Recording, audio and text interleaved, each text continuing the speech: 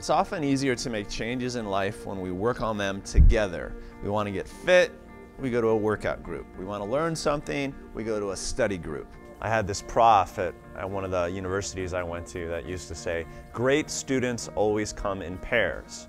Why? Well, because it's necessary for them to spur one another on.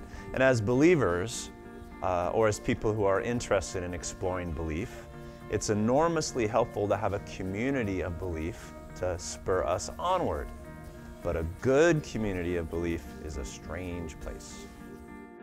Jesus says that as believers, we're in the world but not of the world, meaning I think that as people of faith, our relationship with the world will always be a little bit strained because we're trying to live with an otherworldly perspective. We'll constantly have to remind ourselves that we're not using the same standards as others. We'll have to resist the temptation to use those standards. And the Apostle Paul encourages us to do this by renewing our minds so as not to conform to the patterns of the world. We're supposed to think in a manner defined by love and grace and faith and purity, as opposed to thinking along the lines of competition and measurement and escapism and material security. But the patterns of the world are strong. You go to work, you get the world. You go to school, you're steeped in the world. You hit the mall, you get a big dose of the world. You turn on the TV and you get worldliness in distilled form. Where do you go to get renewed? Where do you go to get an otherworldly perspective? Well, hopefully, you have a community of faith to help you with that.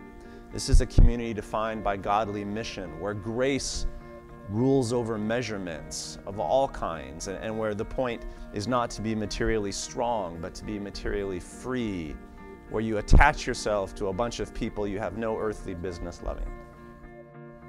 It's really challenging to build a community based on otherworldliness because it amounts to building a community based on awkwardness and sacrifice. And I do think that some churches go out of their way to present Jesus in a manner designed to make him look cool or to make believers seem extremely together. But Jesus himself says that true followers will be hated by the world. I mean, how could a real life of faith seem cool to normal people? Ultimately, we're not trying to be cool. We're trying to be true, loving, and changeful. So when people step into our church for the first time, I want them to find it fantastically warm and shockingly loving, amazingly joyful, and almost entirely inexplicable. And then as they hear the stories we tell, I kind of want them to say, how do these people live like this? And then I'd like our regulars to stop from time to time and to think, hey, this is crazy wonderful. You know, it's wonderful, but it makes me feel kind of crazy.